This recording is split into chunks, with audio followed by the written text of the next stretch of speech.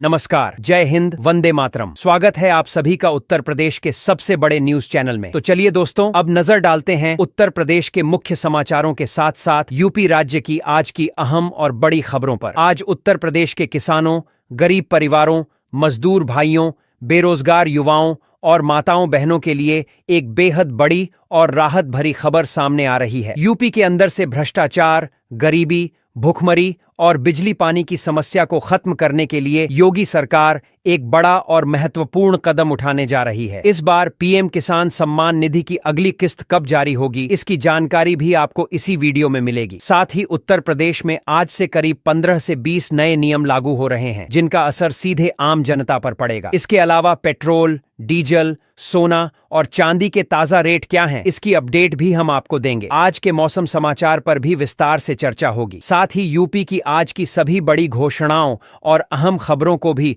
विस्तार पूर्वक जानेंगे। अगर आप उत्तर प्रदेश के निवासी हैं तो हमारे इस चैनल को सब्सक्राइब जरूर कर लें, ताकि आपको यूपी की हर जरूरी और बड़ी खबर सबसे पहले मिल सके। सरकार की जिन योजनाओं का लाभ आप ले रहे हैं, उन योजनाओं को लेकर भी कई बड़े बदलाव किए गए हैं। यदि आपने इन नियमों को नहीं समझा तो आप कई योजनाओं से बाहर भी हो सकते हैं। इसलिए इन नए नियमों की जानकारी आपके लिए बेहद महत्वपूर्ण है। तो आखिर ये नियम क्या हैं? क्या ये आपके ऊपर लागू होंगे या नहीं? इसका पूरा सच जानने के लिए आपको यह वीडियो अंत तक देखना होगा। हर नियम और हर जानकारी आपको एक एक करके विस्तार से बताई जाएगी, इसलिए वीडियो में अंत तक जरूर बने रहिएगा, क्योंकि आपके फायदे से जुड़ी सभी अहम खबरें आपको यहीं विस्तृत रूप में मिलने वाली हैं। तो चलिए अब आपको यूपी की आज की महत्वपूर्ण और बड़ी खबरें फटाफट बता देते हैं।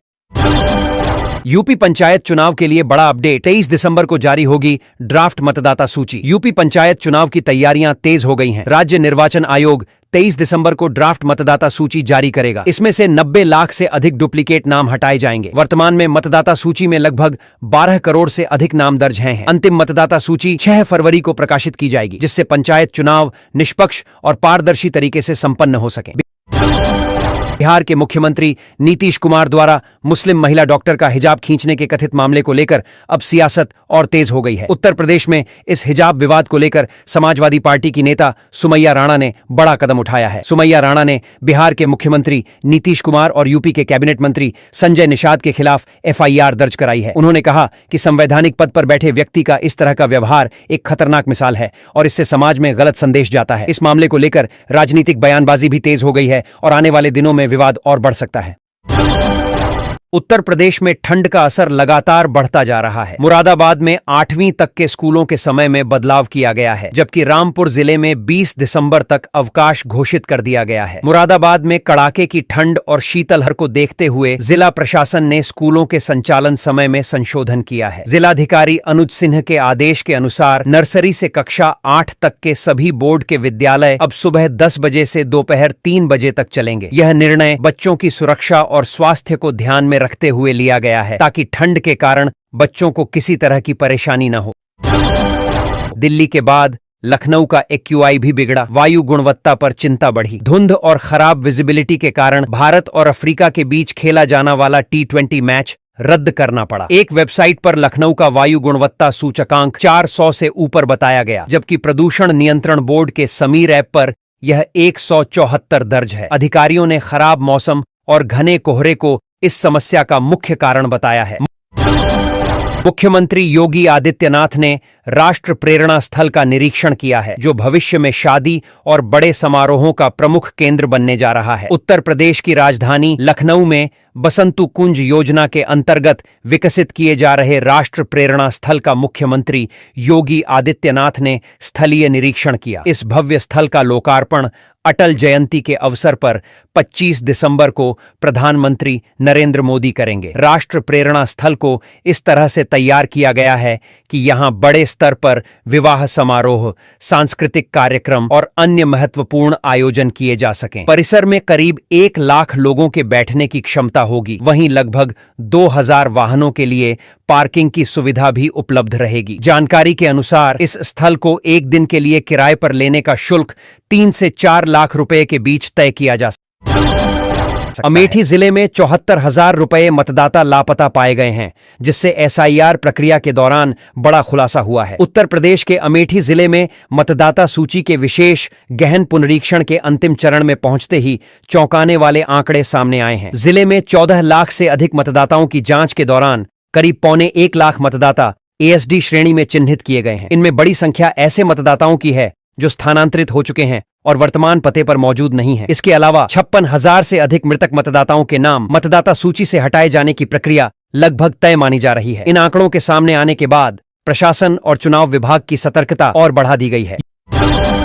यूपी के पूर्व डीजीपी प्रशांत कुमार को योगी सरकार की नई बड़ी जिम्मेदारी दी गई है। एनकाउंटर स्पेशलिस्ट के तौर पर पहचान बना चुके प्रशांत कुमार अब शिक्षक भर्तियों की कमान संभालेंगे। उत्तर प्रदेश में योगी सरकार ने पूर्व डीजीपी प्रशांत कुमार को उत्तर प्रदेश शिक्षा सेवा चयन आयोग का अध्यक्ष नियुक्त किया है। उनकी नियुक्ति 10 दिसंबर को पूरी हुई। इस नियुक्ति के बाद प्रदेश में लंबे समय से ठप पड़ी शिक्षक भर्तियों को लेकर नई उम्मीद जगी है। माना जा रहा है कि सहायक प्रोफेसर और टीजीटी पीजीटी जैसी रुकी हुई शिक्षक भर्तियों की प्रक्रिया अब फिर से तेजी से आगे बढ़ेगी और लाखों अभ्यर्थियों को इसका लाभ मिल सकता है। सरकार का मानना है कि प्रशासनिक अनुभव के कारण आयोग के कामकाज में पारदर्शिता और गति आएगी।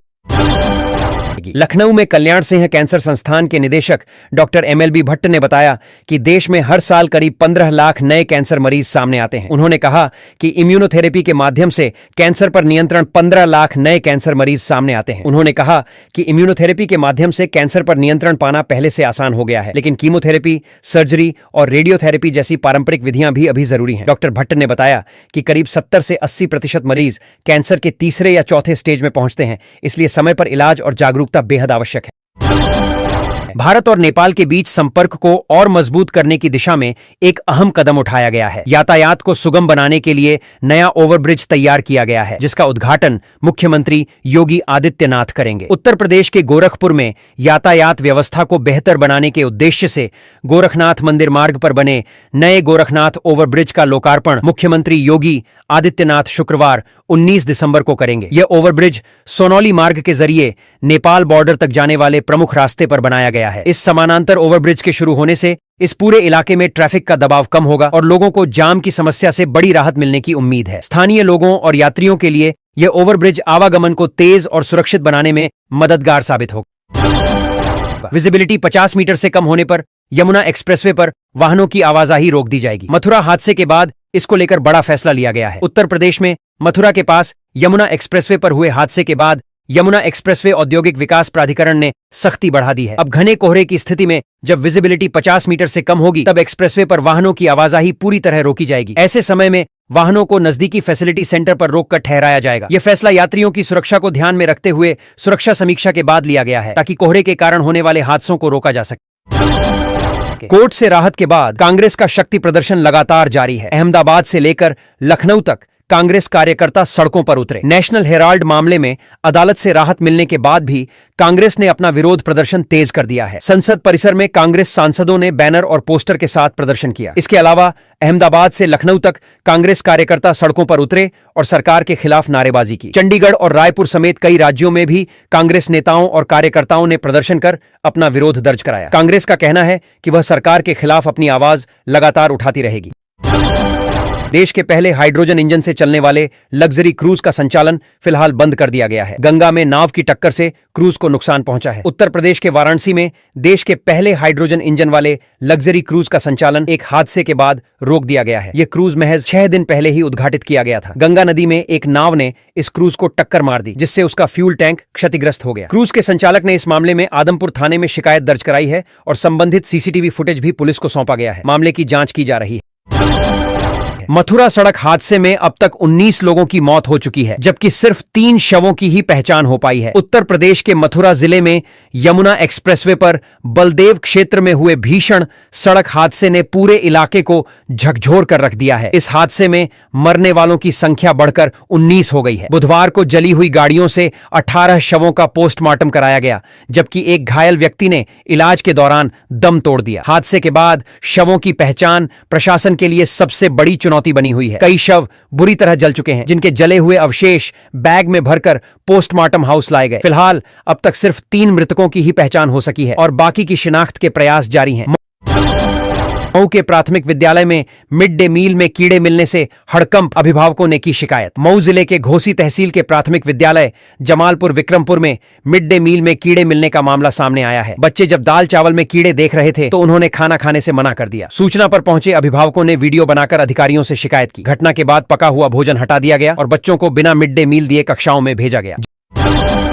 जनसत्ता दल लोकतांत्रिक के मुखिया और विधायक रघुराज प्रताप सिंह उर्फ राजा भैया के पास 81 साल पुरानी द्वितीय विश्व युद्ध की ऐतिहासिक जीप है। यह जीप 1944 में बनी थी और आज भी राजभवन बेती में सुरक्षित रखी गई है। यह एंटीक वाहन बिना जंग के संरक्षित है और राजा भैया की रॉयल लाइफस्टाइल की पहचान भी